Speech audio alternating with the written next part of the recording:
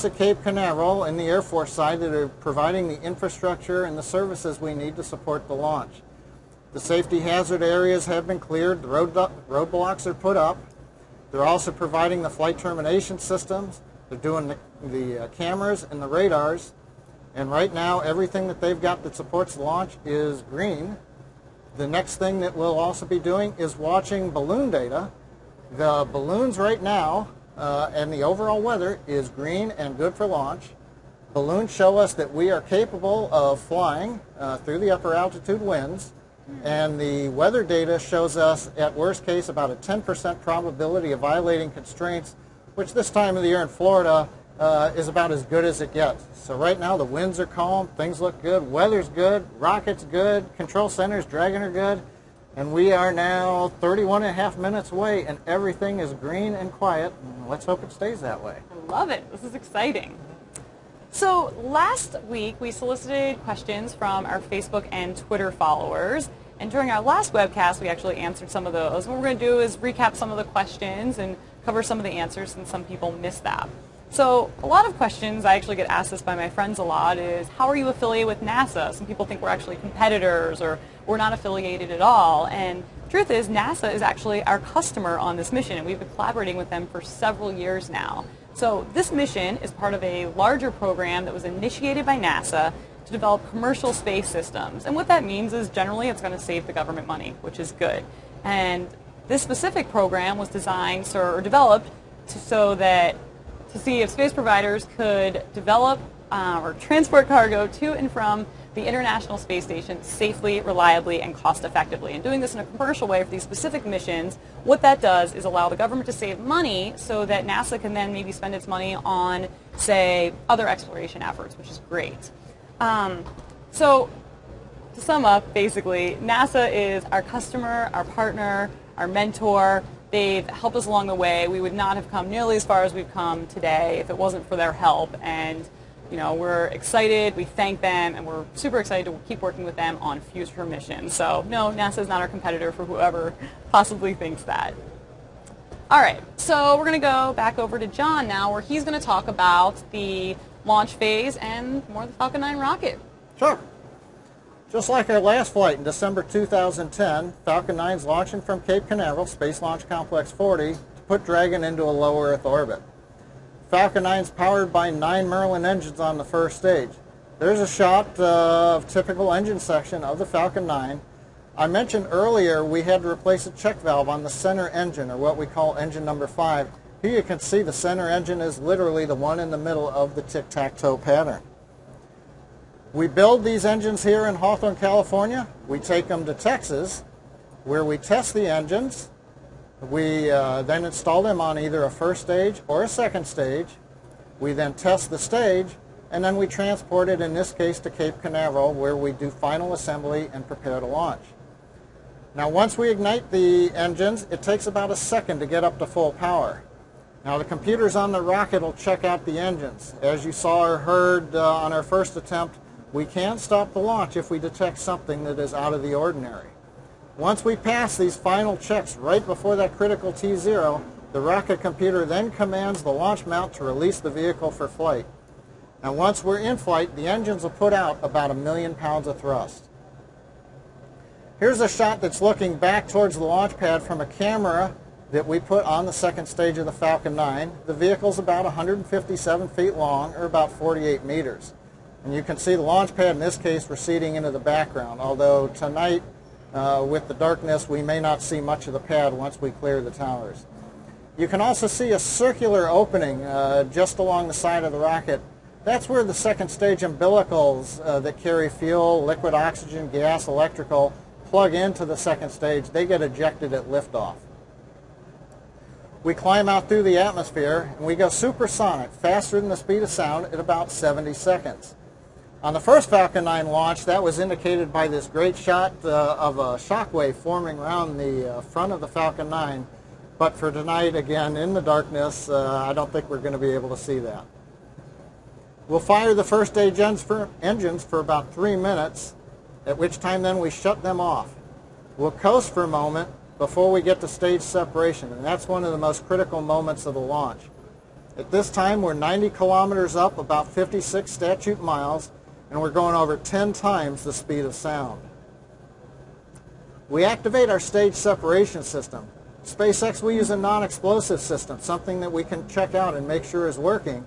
Instead, we use a high-pressure helium gas, which will push the first stage away from the second stage. That exposes the upper stage engine nozzle that you can see, that green nozzle in the picture. The second stage engine will then ignite and continue pushing Dragon on the rest of the way into the low Earth orbit. Now at this altitude, the exhaust plume of the engine is nearly invisible. Instead, what we should see tonight is the large expansion nozzle glowing red hot in the darkness of space. Red hot glow is normal for that upper stage engine. You may also see a smaller nozzle. In this picture, that's that little silver nozzle superimposed on the red hot nozzle. That's our roll control nozzle. That'll move back and forth every now and then. That helps give us the needed guidance to keep the stage lined up and going into the proper orbit. We'll fire the upper stage engine for 6 minutes, and that gets us up to the magic velocity of orbital speed, 17,500 miles per hour, or about 7,800 meters per second. Once we get into orbit, the second stage engine is commanded to shut down by the flight computer. And that brings us up to the big event when Dragon spacecraft is commanded to separate from the second stage and it heads out on its own. From start to finish, Jessica, it's going to be an exciting 10 minutes, and we are right now just 25 minutes and 45 seconds away from being there. All right, keep getting closer. So today's launch is going to take us northeast over the Atlantic Ocean. We're going to pass over the viewable ranges of ground stations in Wallops, Virginia and Newfoundland, Canada. Good news for that is you'll actually be receiving live video with no delay from liftoff all the way till we get on orbit. Then sometime close to Dragon separation and deployment of the large solar array panels, we're going to be losing coverage around there, but hopefully we'll get to see those events because that'll be really cool. Now at the point we actually lose video coverage, we're going to bring you back to Hawthorne and wrap up today's webcast. Now when we do that, we've lost the video, but the reason we lose video is because that's a very high data rate channel, and we can only get that over certain ground stations. So the mission control engineers here will still be communicating with Dragon throughout the entire mission. We won't lose any of that. And we will be taking those, whatever we find out from them. We'll be posting updates on SpaceX.com and through our Facebook and Twitter pages so that everyone can stay up to date with Dragon's progress towards the International Space Station. And that's actually now what Kevin and I are going to talk about. You know, how are we actually going to get there once we're in orbit? Right. You know, just a reminder, what you're going to see today is only the ascent phase. We got a lot of work to do. It's going to be 3.5 days before we get to the station. So once Dragon reaches orbit, SpaceX Mission Control here is going to communicate with it and perform a whole series of checkouts. This is going to include everything, including batteries, power systems, the communication and navigation, the Draco maneuvering thrusters, and much, much more. This happens for about the first 2 orbits or so. After that, we settle in for about a full day of catching up with the International Space Station. And at that point, we're going to be in the vicinity of the station and start a whole series of tests.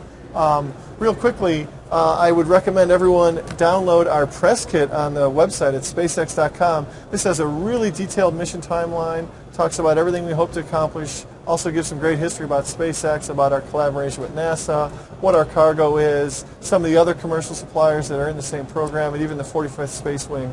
So there's a lot of good stuff here. Download this at SpaceX.com. We're going to give you just a brief overview right now of what Dragon's going to do on orbit. So once we start catching up with the International Space Station, we're going to basically get in the vicinity, which means about 10 kilometers away. At that point, we start a very detailed series of missions where we perform a fly-around. At this point, it's really a very complicated orbital dance. You're seeing a very simplified picture now, but it's a very complicated orbital dance where we get as close to 2.5 kilometers and about as far away as 10 kilometers. During this time, Dragon's going to be communicating with the space station, and in fact, the crew aboard the space station has a control panel for Dragon, which they're going to use to turn on a strobe beacon and push the Dragon away, which is part of a tested abort scenario. After we perform a whole series of maneuvers, our team here in Mission Control, as well as NASA and the international community that run the International Space Station, are going to review all the data and confirm that they think Dragon at this point is safe to go to the station. If everyone gives us a green light, NASA is going to give us the final go-ahead to approach the station. It's going to be a really exciting time, And when we do this, Dragon is going to start approaching the station from the direction of the Earth. It's going to move really slowly, and it's going to slowly nestle itself up till about 10 meters or 30 feet away from the station.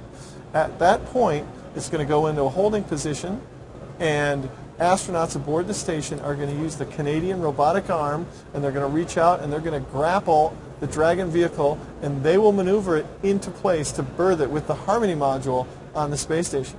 This operation takes over 5 hours, so it's a very slow mission, but it's very precise. The astronauts aboard the station that are going to be doing that are the U.S. astronaut Don Pettit and European astronaut Andrei Kuipers. Here's a great picture of them when they were in Hawthorne doing some training with the Dragon vehicle. And right now they're on board the space station awaiting the Dragon vehicle. These guys are some real rock stars of the astronaut community. And in fact, Andrei Kuipers took this photo just 3 days ago of our launch facility when they were flying over it. Of course, we had hoped to launch at that time, but we didn't.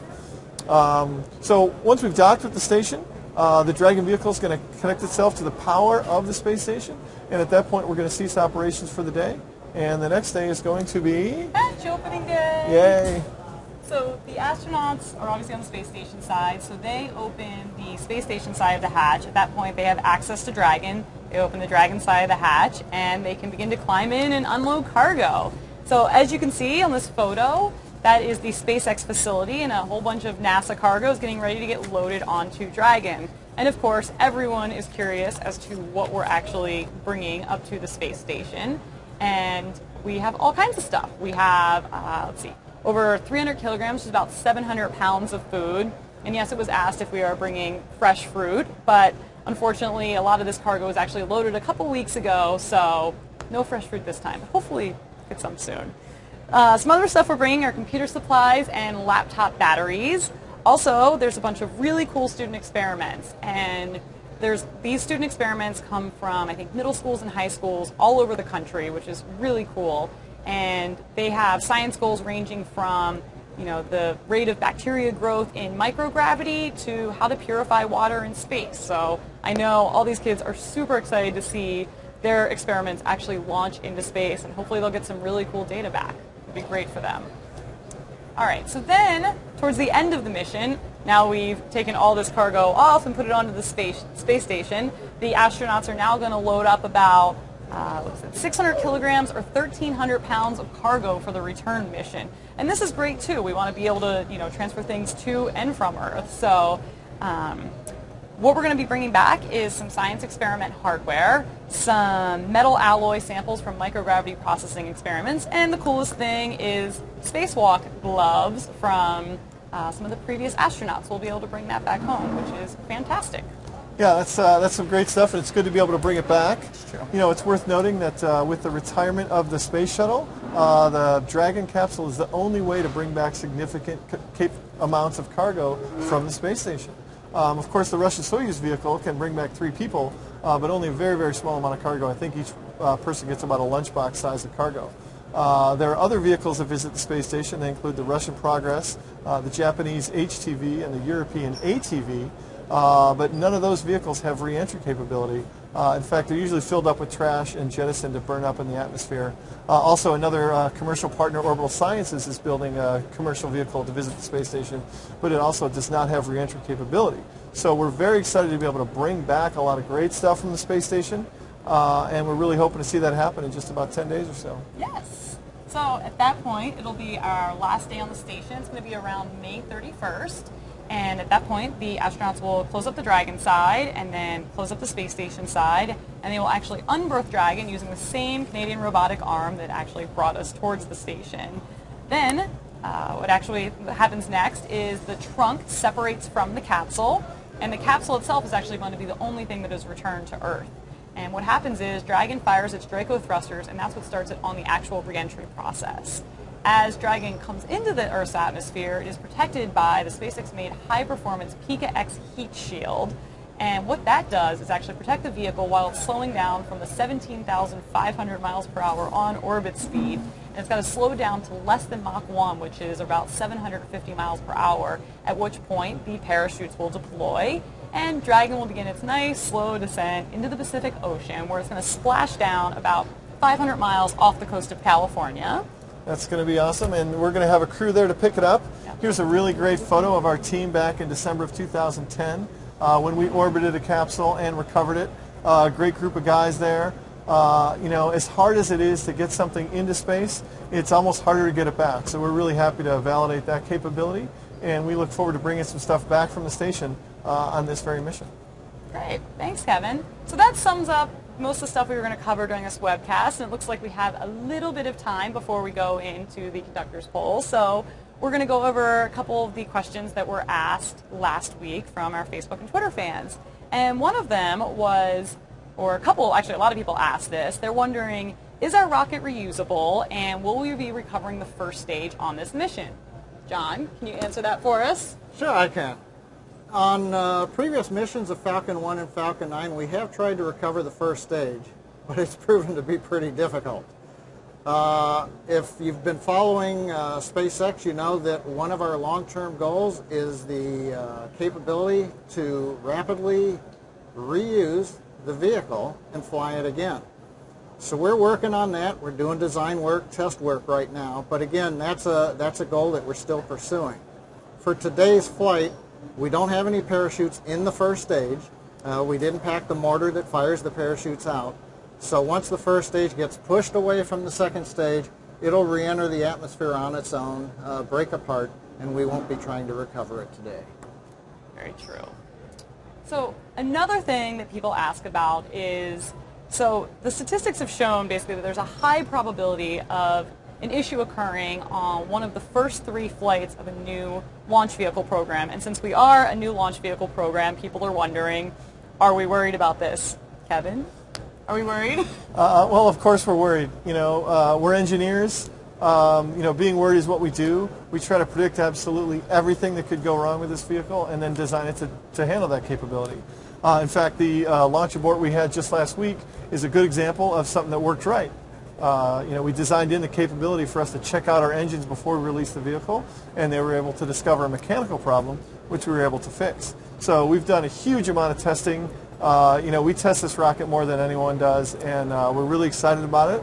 Of course, the Falcon 9 vehicle is really only half of it. You know, we design, build, and test the Dragon as well here in this facility. And we've designed all kinds of multi-redundant capability into it, and have had some great help from NASA and their mentoring. So this is a test launch. You know, we want to stress that this is a test launch of the launcher and the Dragon capsule. But of course, if we didn't think it was going to work, we wouldn't test, or we wouldn't launch. So we're really excited to get a shot at it today. Yep. So the crowd is building. It's grown a lot since we've even just started this webcast. You might be able to hear them cheering a little bit in the background. So it's getting close, and we're going to go over to John and the rocket. So we're going to check out the rocket on the pad, and John's going to give us a final launch update. Good news is we are still green and counting down at T-minus 14 minutes and 12 seconds right now. Falcon 9 propellants are loaded, gases are loaded. Next major activity is going to be start of the terminal count sequence at T-minus 10 minutes, and we'll let you listen into that on the countdown net when we get there. Dragon is go. It's configured for flight, except for the last few steps, like going to internal power at T-minus 8 minutes. The range is go, weather is go, and the control centers are go. And we do have a report from our guidance, nav, and controls folks that the balloon data, they've processed the most recent balloon. It shows that our capability to fly through the atmosphere is green and ready to go. So we're ready to rock and roll. Coming up here in just a few seconds at T-minus 13 minutes, we're going to listen to the SpaceX launch conductor poll the team, and they'll give their final go, no go, ready to enter the terminal countdown sequence. So we'll listen into that, and then we'll come back for just a couple of minutes.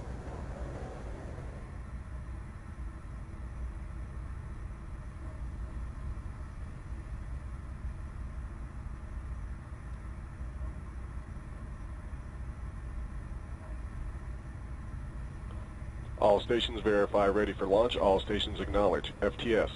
FTS go. Prop. Props go. AVI. AVI go. GNC. GNC go. Ground. Ground is go. VC. VC's go. GC. GC's go. DC. DC's go. RC. RC's go. OSM. OSM go. ROC. Rangers ready. CE. CE go. LD. Launch director go. MD. Mission director go. LD verify go to initiate terminal count. LC, you are go to initiate terminal count. Copy. Proceed.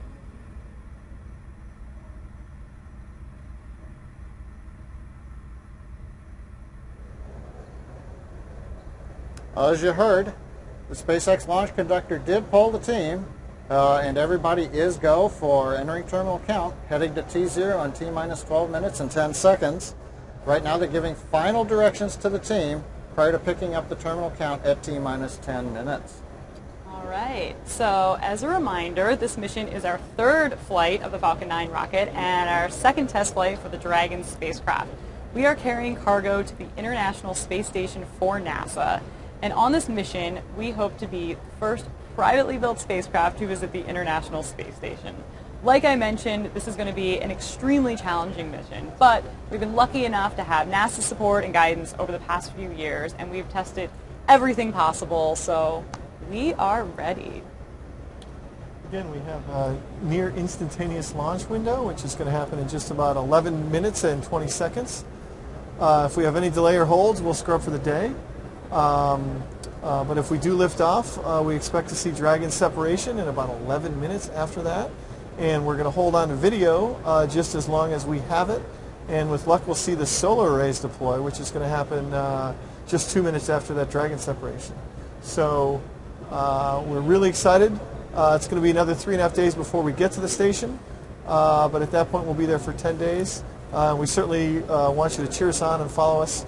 We're going to have all kinds of updates on SpaceX.com and Twitter, providing you that information as we have it. Yep. So what we're going to do now, actually, this is the view you're actually going to be seeing as the vehicle takes off. This is about 12 stories up on the vehicle. You can see the umbilicals coming out of the rocket right now. Those will release, and that's the view you're going to get. Some of our cameras actually have little lights on them, so we might get to see a little bit more, and the plume will actually light things up. But we're actually going to switch you over to the countdown net audio that begins at T-minus 10 minutes. And this way you'll be able to hear the launch and mission control engineers working through the final procedures in the terminal count. So let's check it out, and we'll be back after launch. 3, 2, 1, mark. VC announced the sequence has started. Dragon terminal count and terminal count launch have started. RCO confirmed clock is counting. GCVC standby on FireX. Standing by. Standing by. OSM set launch enable the flight. Switch into flight. RCO confirmed clock is counting. Clock is counting. Pre-valves are coming open.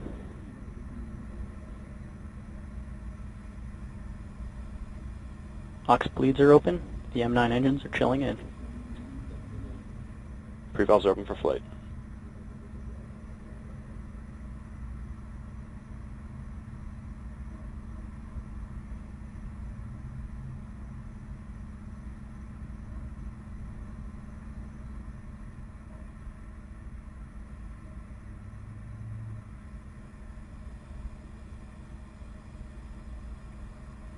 T-minus 9 minutes.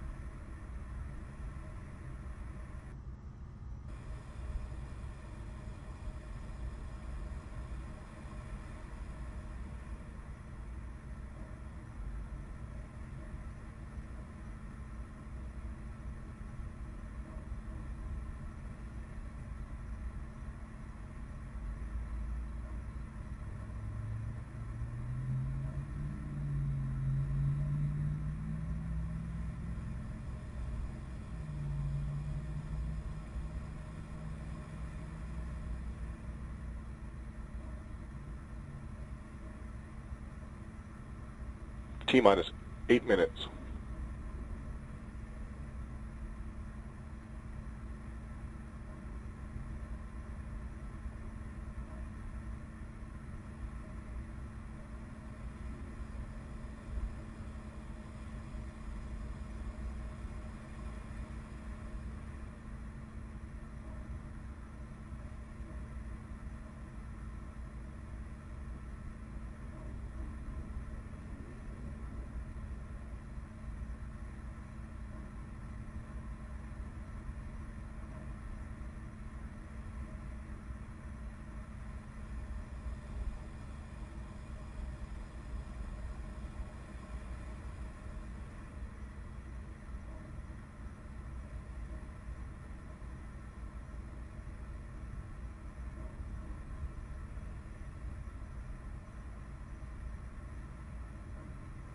T-minus 7 minutes.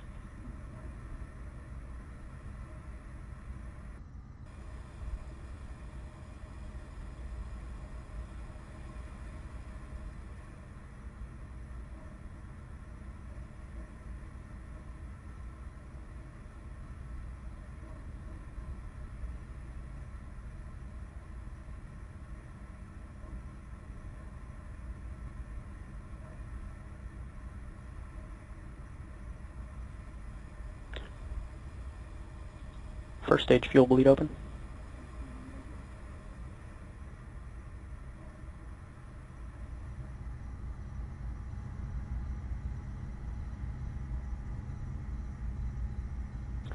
Vehicles in self-alignment.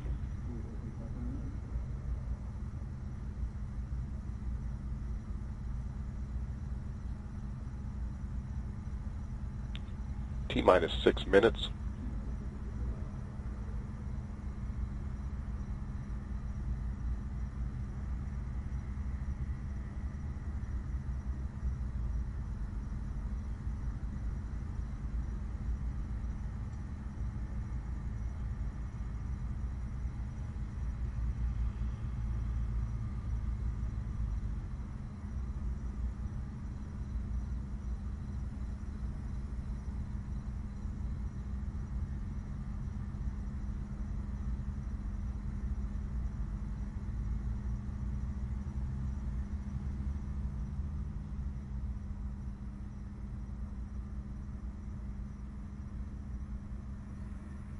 Stage 2 TVC bleed has started.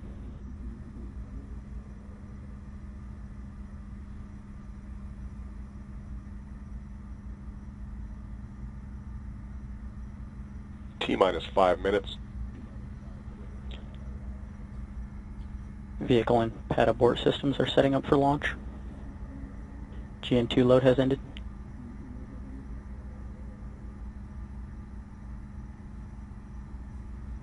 Stage 1 and Stage 2 internal auto sequences have started.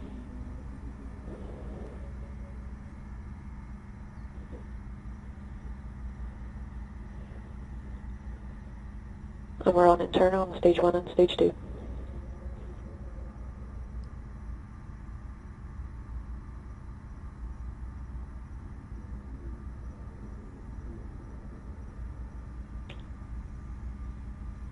Vehicle release auto sequences started in preparation for launch.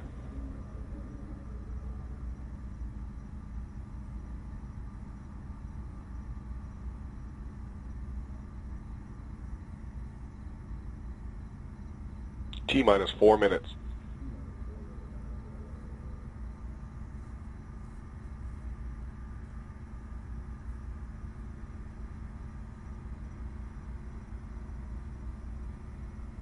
Ground T-TIB system setting up for launch.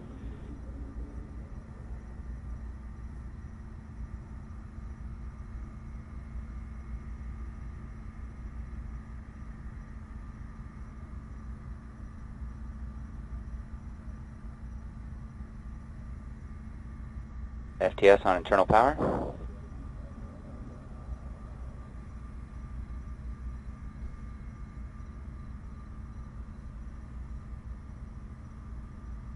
S2 TVC complete.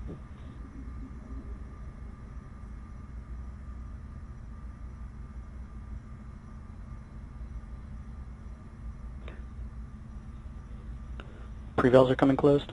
T-minus 3 minutes. FTS is armed. LOX load is ending nominally.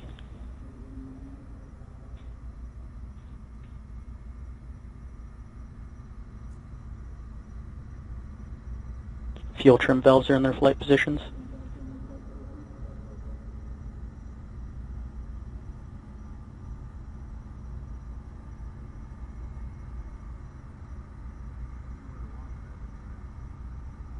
LD, verify go for launch. Launch directors go for launch.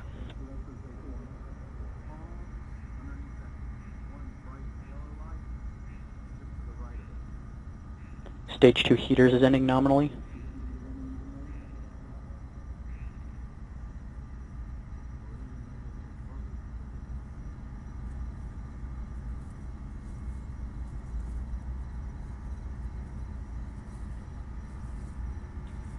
Rock, verify range go. Range green.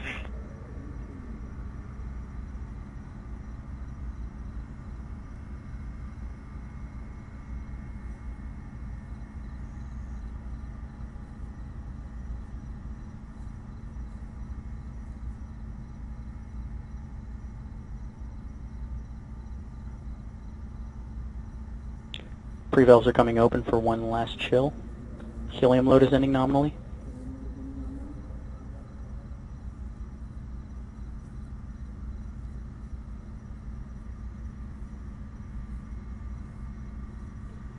Engine purge ISO is opened.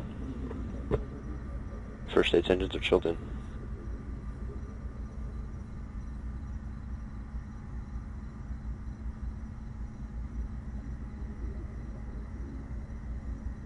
Vehicle is in auto idle. T-minus 1 minute. Vehicle is in startup. The flight computer's in control of the vehicle.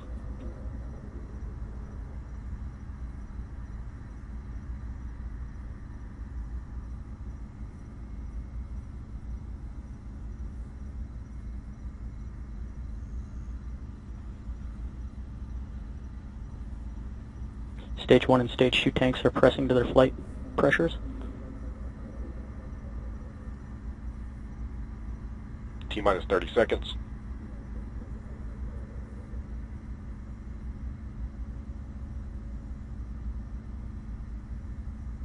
All propellant tanks at pressure. T-minus 20. Fire X is on. T-minus 15 seconds. 10, 9, 8, 7, 6, 5, 4, 3, 2, 1, 0. Stage 1. We have liftoff at the Falcon 9. Falcon 9 has cleared the tower. Starting pitch kick.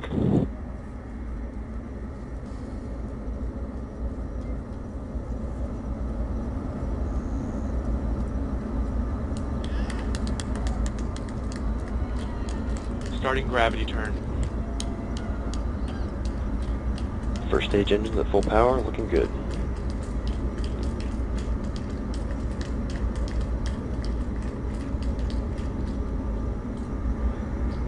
We have a solid telemetry link and the power systems are nominal.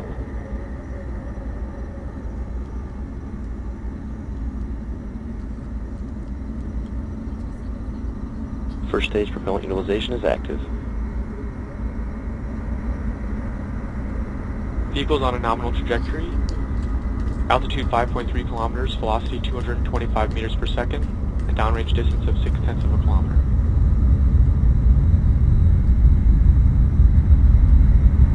Vehicle is supersonic.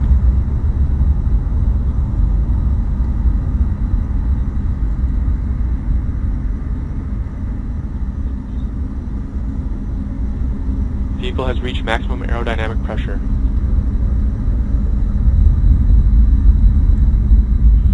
Propulsion's performing nominally, starting stage 2 engine chill.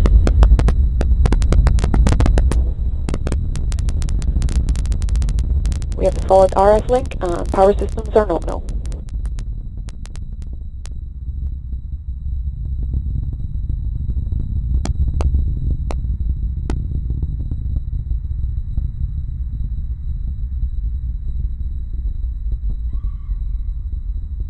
Vehicle's on a nominal trajectory, 30 kilometers altitude, 1 kilometer per second velocity, and downrange distance 20 kilometers. Drag and power systems are nominal.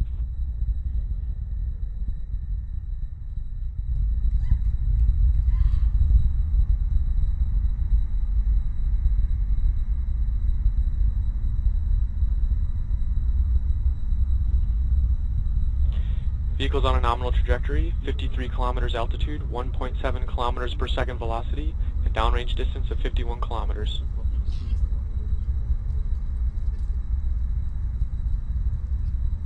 Approaching MECO 1.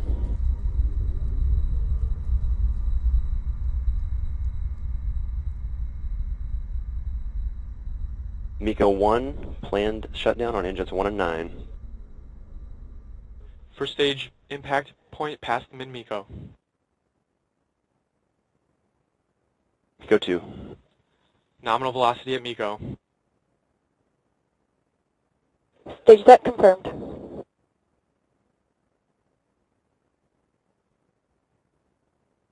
And back ignition confirmed.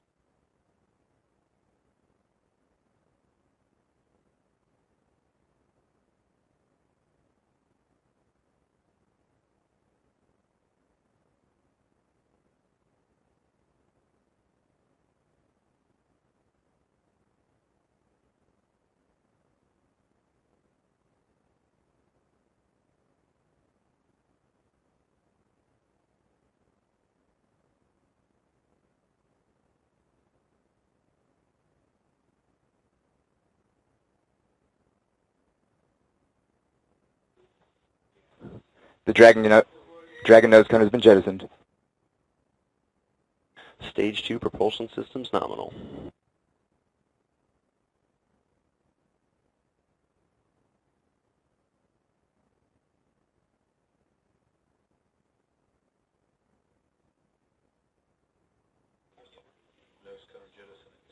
Vehicle remains on a nominal trajectory, 176 kilometers altitude, velocity of 3 kilometers per second, downrange distance 320 kilometers. And power systems are nominal, and we still have a solid telemetry link. OSM, this LC, please move to net A. Stage 2 propellant utilization is active.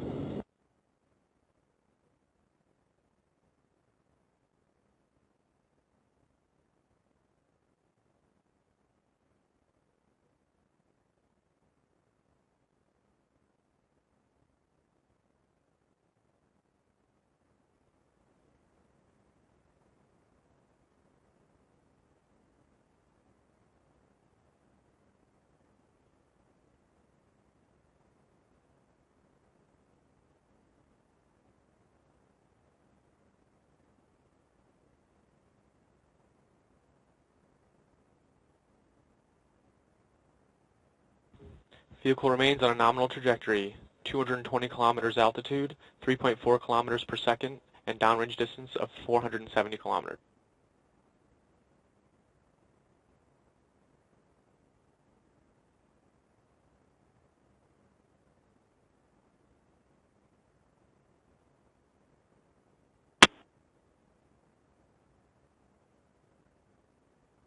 Second stage propulsion performing as expected.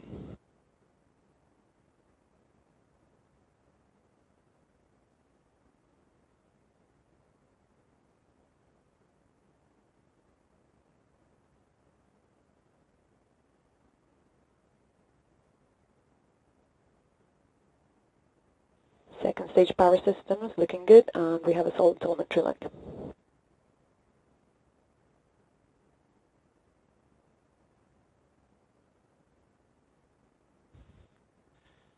Vehicle remains on a nominal trajectory, 269 kilometers in altitude, velocity of 4 kilometers per second, and a downrange distance of 712 kilometers.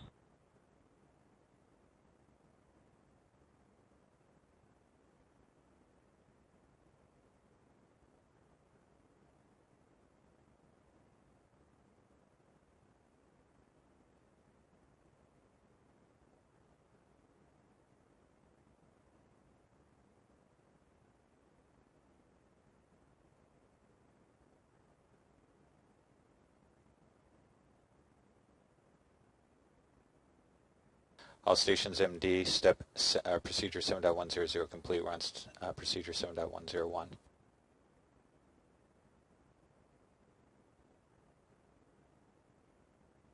MVAC and stage 2 performance is good.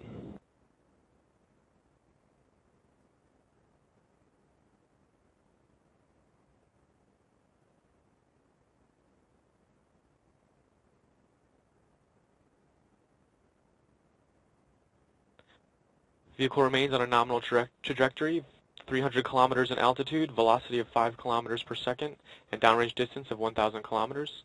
IMU sensor remains healthy, and GPS lock is verified. And we are picking up data from New Hampshire.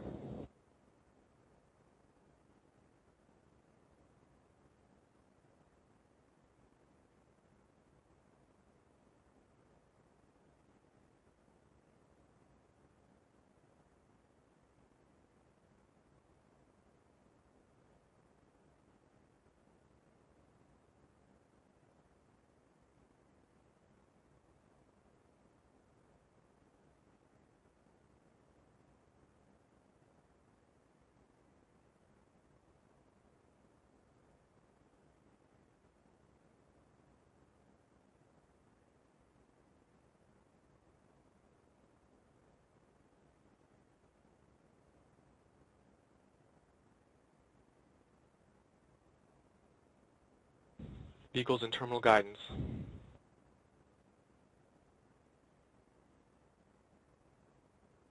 Vehicles pass through the European gate.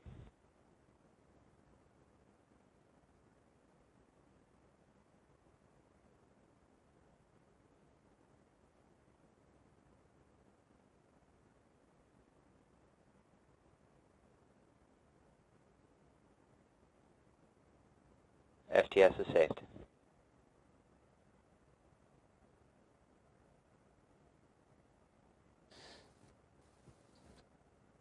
Roughly 30 seconds to Dragon set.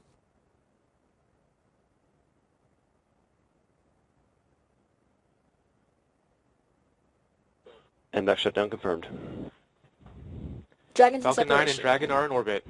Dragon is in separation state. prime. Right.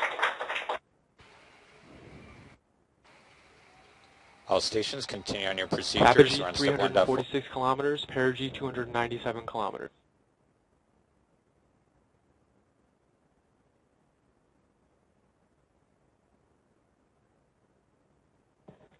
Inclination 51.66 degrees. Cameras forward. Dragon set.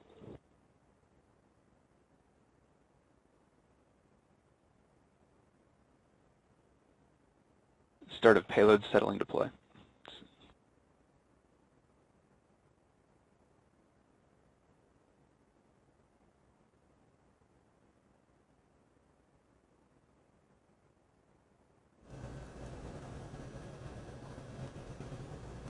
Dragon is now free flying in orbit around the Earth.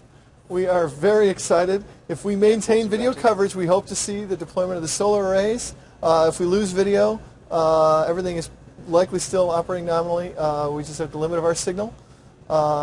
We have about a minute before the fairings that house the solar arrays are going to jettison, and that's going to automatically trigger their deployment. Right now, the Dragon's propellant system is priming itself, and the thrusters are going to fire, and then it will... Hope we can hold signal here. Boy, well, we have just about 40 seconds to wait for this. Let's see if we can't hold our signal and watch these solar arrays deploy. Solar array deploy attitude. Converge or go thruster firings.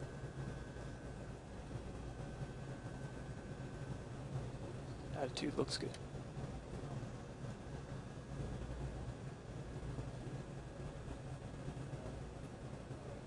Dragon is in array deploy. Props system nominal. Dragon solar array deployment. Newfoundland OS. Solar array deployment.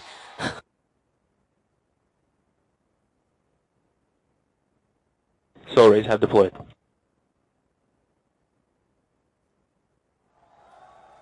Well, we can see the solar arrays deploying.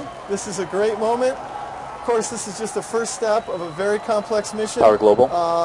But from all accounts, we have Dragon orbiting the Earth with the solar arrays deployed. We have a couple days worth of really difficult challenges before we get to the station, but there's both solar arrays are deployed. Dragon is performing nominally, and we are looking forward to a great mission here to the International Space Station. Hopefully become the first private company to service our international community at the space station.